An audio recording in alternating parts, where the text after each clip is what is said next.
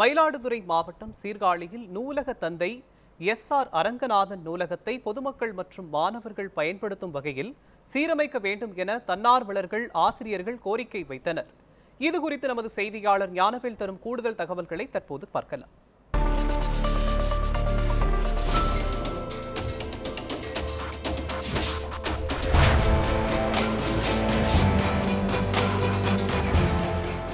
புத்தகத்தை நோக்கி இன்று தலை குனிந்தால் நாளை உலகை நோக்கி தலை நிமிரலாம் என்ற ஒரு அருமையான வாசகம் மூலம் நாள்தோறும் புத்தகம் வாசிப்பின் முக்கியத்துவத்தை நாம் உணர முடியும். இன்றைய இளைய தலைமுறையினர் செல்போனில் மூழ்கி இருப்பதால் புத்தகம் வாசிப்பு குறைந்து வருகிறது. இந்த இளைய தலைமுறையினருக்கும் பள்ளி மாணவ மாணவிகளுக்கும் புத்தக வாசிப்பின் விழிப்புணர்வை இந்த புரவலர்கள் மற்றும் ஆசிரியர்கள், பொதுமக்கள், தன்னார்வலர்கள் ஏற்படுத்த வேண்டும் என்பது இன்றைய காலகட்டத்தில் மிகவும் முக்கியமாக உள்ளது. சீர்காழியில், அதாவது நூலகத்தந்தை, உலக நூலகத்தந்தை என போற்றப்படும் எஸ்.ஆர். அரங்கநாதன் பிறந்த ஊர் சீர்காழி.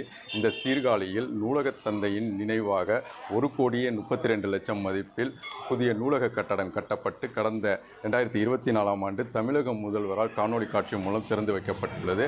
இந்த நூலகத்தில் சுமார் 24,366 நூல்கள் உள்ளன. 16,000க்கும் மேற்பட்ட உறுப்பினர்கள் உள்ளனர். இந்த போட்டித் தேர்வுக்கு தயாராகும் மாணவ மாணவிகள் மற்றும் பொதுமக்கள், செய்தித்தாள் படிக்கும் பொதுமக்கள் நாள்தோறும் வந்து செல்கின்றனர்.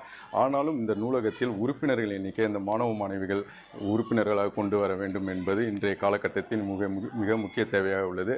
பள்ளி அளவிலேயே மாணவ மாணவிகள் இந்த புத்தகம் படிப்பதனால் ஏற்படும் நன்மைகள் குறித்து ஆசிரியர்கள் அவர்களுக்கு எடுத்துரைக்க வேண்டும் என்பது இந்த காலத்தின் கட்டாயமாக உள்ளது. அதாவது பள்ளியில் உடற்கல்விக்கு என நேரம் ஒதுக்கி அந்த பாடத்திட்டத்தோடு வரும் வகையில் உள்ளது. அதேபோல் நாள்தோறும் அந்த பள்ளியில் ஒரு அரை மணி நேரம் புத்தகம் வாசிப்பு, செய்தித்தாள் வாசிப்பு, நாள்தோறும் செய்தித்தாள் வாசிப்பு, அன்றாடம் உள்ள நிகழ்வுகள், உலக நிகழ்வுகளை மாணவ மாணவிகள் தெரிந்து கொள்ள வேண்டும். அதாவது வருங்காலத்தில் அவர்கள் போட்டித் தேர்வுக்கு தயாராகும் போது இவை மிக முக்கியமாகவும் மிக உதவிகரமாக இருக்கும் என்பது இன்றைய தேவையாக உள்ளது. இந்த சீர்காழி உள்ள இந்த பொது நூலகம் 2ஆம் நிலை நூலகமாக உள்ளது. இந்த நூலகத்துக்கு அதிக அளவு புரவலர்களை சேர்க்க வேண்டும். அதாவது போல் ரோட்டரி, டெம்பிள் டவுன், அரிமா சங்கம் போன்ற சங்கங்கள் முன்வந்து இந்த புதிய உறுப்பினர், அதாவது மாணவ மாணவிகளை நூலகத்தில் உறுப்பினர்களாக சேர்ப்பதற்கு அவர்களுக்கு விழிப்புணர்வு ஏற்படுத்த வேண்டும். அந்த பள்ளிக்கே சென்று விழிப்புணர்வு ஏற்படுத்த வேண்டும் என்பது தற்போதைய தேவையாக உள்ளது. இந்த சீர்காழி நூலகத்தில் நாள்தோறும் வந்து புத்தகம் வாசிப்பது, போட்டித் தேர்வு தயாராகும் மாணவ மாணவிகள் அதிக அளவு வந்துட்டு இருக்காங்க. அந்த வகையில் நம்மிடையே இப்போ சீர்காழியை சேர்ந்த ஒரு மாணவர் உள்ளார். இவர் எத்தனை ஆண்டுகளாக வந்துட்டு இருப்பார்னு இது குறித்து கேட்போம். இப்போ நீங்கள் இந்த சீர்காழி நூலகத்துக்கு எத்தனை ஆண்டுகளாக வந்துட்டுருக்கீங்க? இப்போ நீங்கள் என்ன படிச்சுட்ருக்கீங்க? இந்த நூலகத்துக்கு வந்ததுனால உங்களுக்கு உங்கள் படிப்புக்கு அது எந்த வகையில் உதவியாக இருந்தது? ஆனால் இங்கே நல்லா படிக்கிறதுக்கு நல்லா யூஸ்ஃபுல்லாக இருக்குது. நான் சைலண்ட்டாகவும் படிக்கலாம். மற்ற டிஎன்பிசி உள்ளவங்க, குரூப் 1 உள்ளவங்க, மற்றவங்களாம் நிறைய புக்ஸ்லாம் இங்கே அவைலபிளாக இருக்குது. நல்லா படிக்கிறதுக்கு நல்லா ஏதுவாக இருக்குது. நல்லா படிக்கிறதுக்கு சொல்லுங்கள். வீட்டில் படிக்க முடியாதவங்க, வெளில படிக்க முடியாதவங்க தான் இங்கே படிக்கிறது நல்லா ஏதுவாக இருக்குது. தண்ணி வசதி, மற்ற வசதியெல்லாம் நல்லா இருக்குது. நமக்கு மெயின் இடத்துல இருக்கிறதால கொஞ்சம் போக்குவரத்து கொஞ்சம் நல்லாயிருக்கு. மற்றவங்களும் வந்து மாணவர்களும் வந்து பயன்படணும்னு நான் வந்து ஆசைப்பட்றேன்.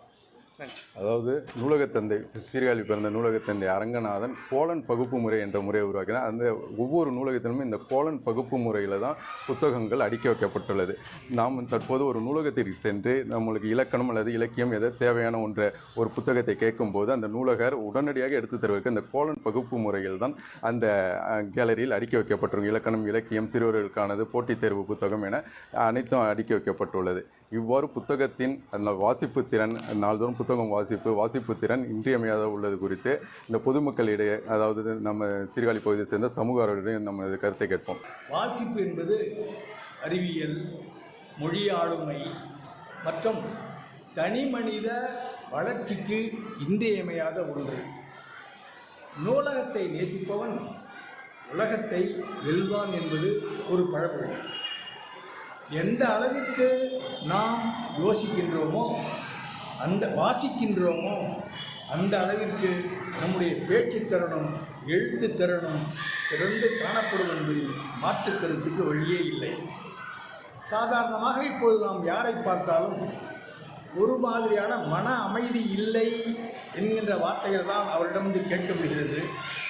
நாள்தோறும் நல்ல நூல்களை நாம் வாசிப்போமேயானால் நிச்சயமாக மனதிற்கு அமைதி கிடைக்கும் என்பதில் மாற்று கருத்துக்கு வழியே இல்லை.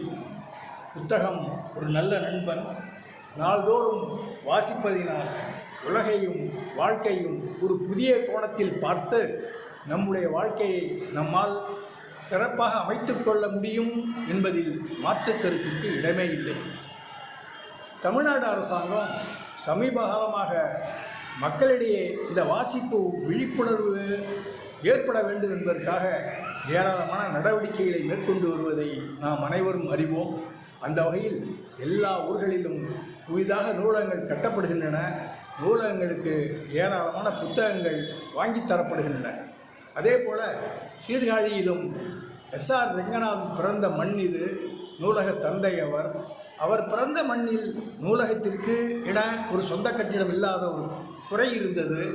இந்த குறையை மையப்படுத்தி வாசரோட்டின் தலைவர் திரு செம்மலர் வீரசேனருடைய முயற்சியினால் இந்த ஆட்சி அமைந்தவுடனேயே நூலகத்தின் அவசியம் பற்றி சட்டமன்றத்தில் மதிப்பிற்குரிய நம்முடைய சட்டமன்ற உறுப்பினர்கள் பேசினார்கள்.